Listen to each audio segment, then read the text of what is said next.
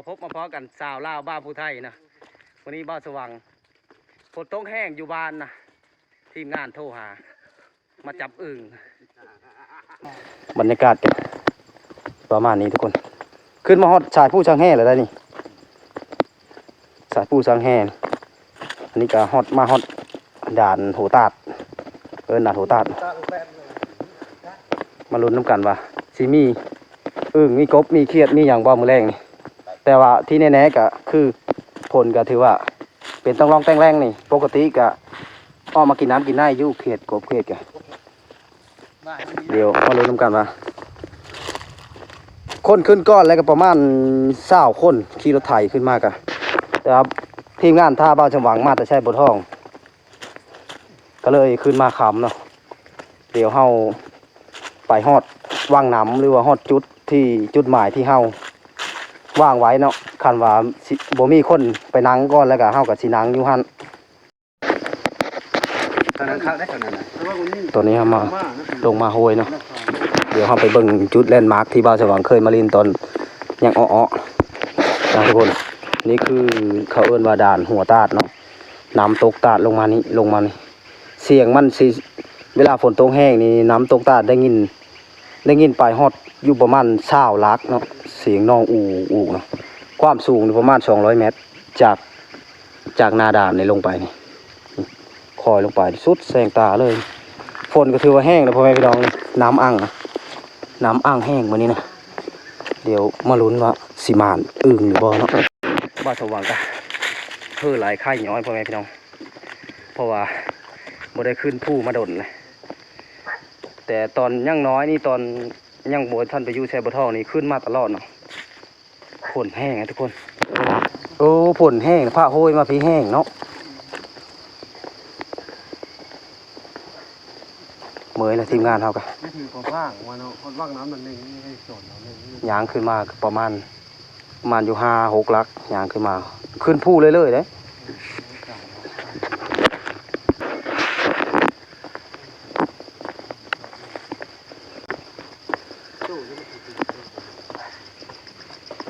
เบิ่งบรรยากาศ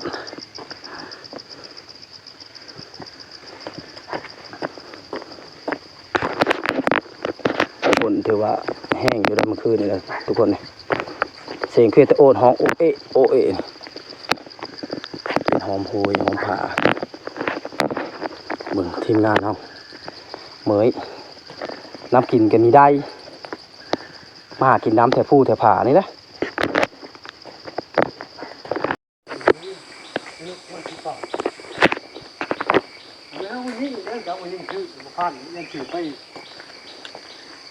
เหมือนแล้วพอใจยิ่งถึงแล้วมึงยิ่งไม่เหนื่อยยากไหม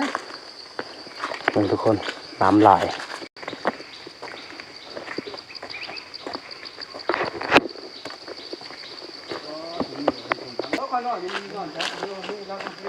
โอ้ยคนจังน่ะเต้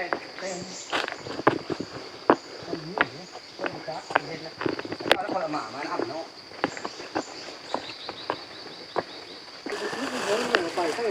เพราะว่าเพิ่นเคยเอาอยู่แถวนี้แล้วก็นำนี่ทุกคนเบิ่งบรรยากาศสายผู้สร้างแห่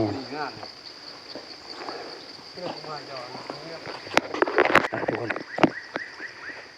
มาหอดมองเฮาจุดหมายของเฮาสิปักหลักอยู่นี่มื้อนี้นะมาเบิ่งว่ามันเป็นอะไรมื้อแรงเนาะ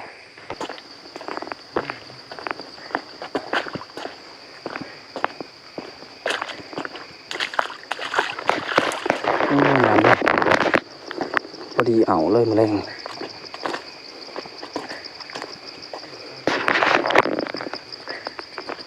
เอามือจับ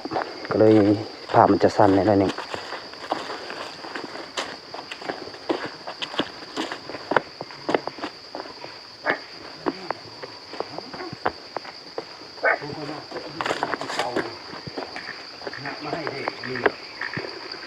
เด็ก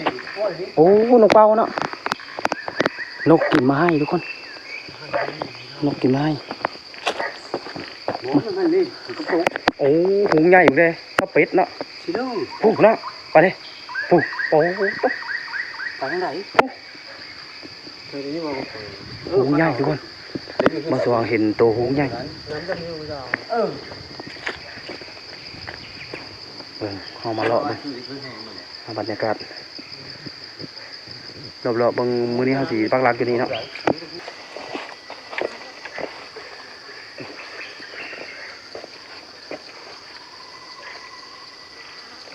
สิการจับอึ่งอยู่แถวนี้เนาะมาลุ้นกันว่ามันสิได้อึ่งหรือบ่ได้มื้อนี้นะแต่ว่าเบิ่งน้ำนี่ก็ถือว่าฝนถือว่าต้องแห้งอยู่เขาสิดังไฟตากเสื้อนะเพราะว่าเอาขึ้นมากก็ได้อยู่ประมาณ5-6 กิโลเนาะ5-6 กิโลเมตรเปียกปัดส่งเสื้อนะเหือออกหอนเพราะว่าเขาปีนผู้ขึ้นมาก็เลยเฮาอาบน้ำแล้วก็เฮากับซักเครื่องซักเสื้อซักอย่างเฮาก็ดังไฟอูดยุ่งแล้วก็ย่างเสื้อเนาะ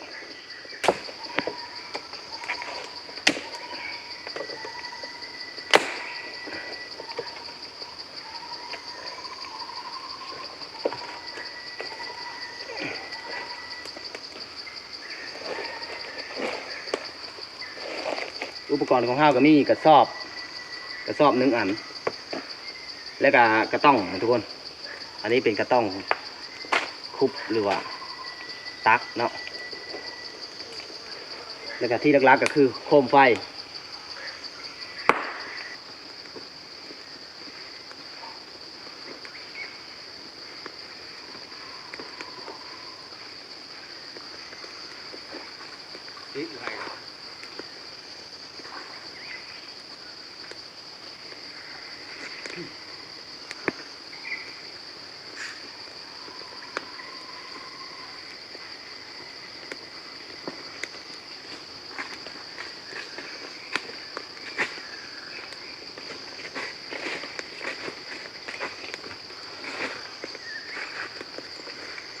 น้อยทำมีกระหม่อมเนาะ บ่แม่นดอก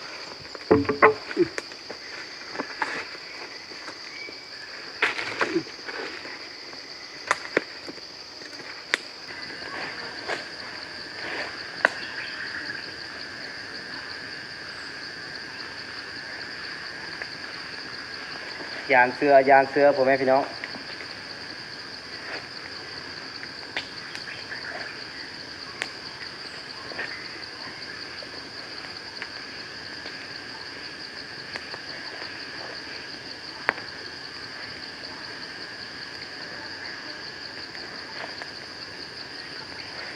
ถือว่าแห้งแล้วนี่เทลงได้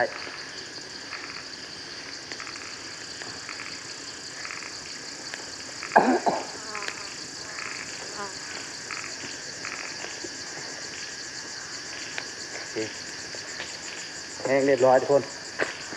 ซักเครื่องแล้วก็ย่างเอาเลยมันสิรู้สึกคิวๆหน้อยนึงคิวค่อนไผ่นะก็ย่ามัน เดี๋ยวเฮานอนพักผ่อนท่าให้มันขำตอนนี้ก็เวลาประมาณ3 โมงครึ่งเนาะเพราะว่าถ้ามันสิออกก็สิประมาณอยู่7 โมงเนาะอึ่งออกเครียดออกเนาะลุ้นกันว่าสิได้หรือบ่ได้มื้อนี้ก็เบิ่งตามเบิ่งสภาพก็คือสิบ่มีวี่แววทุกคนเพราะว่าฝนมันตกแต่มื้อวานนี่นะตกแต่ตอนสิแจ้งมื้อวานนี้หรือว่าตอนเช้าของมื้อนี้นะแต่เช้านะปกติมันสิคันว่าตกตอนแรง1 โมง 2 โมงหรือว่า3 โมงแรงขึ้นมาเนี่ยมันฮ้องรถแต่นี้เฮาขึ้นมานี่นอนพักผ่อนประมาณ2 ชั่วโมงยังบ่ทันได้ยินเสียงอึ่งฮ้องเนาะคือสิบ่มีแววได้นะมาลุ้นนำกันว่าสิเห็นโตหรือบ่เห็นมื้อนี้จักหน่อยเฮาก็สิหาอยู่หากินแหละหากบหาเขียดแถวนี้แหละตามที่หินเนี่ยมาปีกินแรงเนาะทุกคนเดี๋ยวมาลุ้นน้ำกัน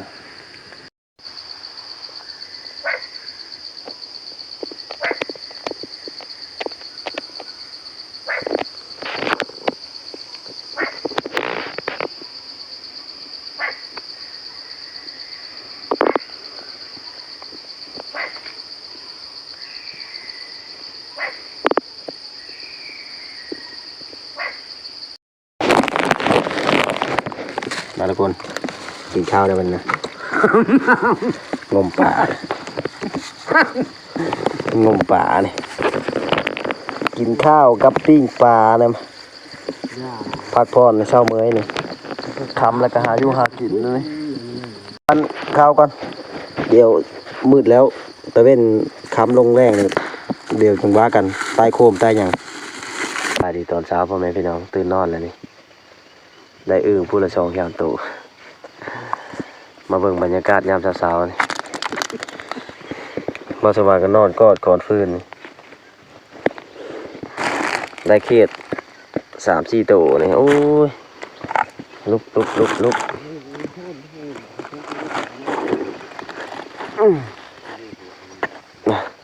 ทีมงานเท่ากัน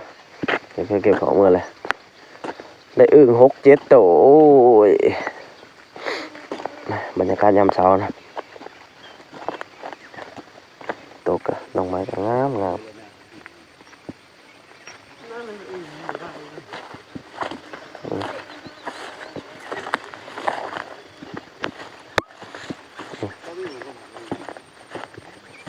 ื่อคืนนี้เจอตัวฟ้านนะทุกคนเจอตัวฟ้านแต่ห้ามว่ามีปืนยิงบรรยากาศเมื่ออะไรบ้านี้โอ้ยเมื่อยคนนอนจนรับโอ้โหเมื่อทีบเลยบรรยากาศผู้สร้างแห่ยามเช้า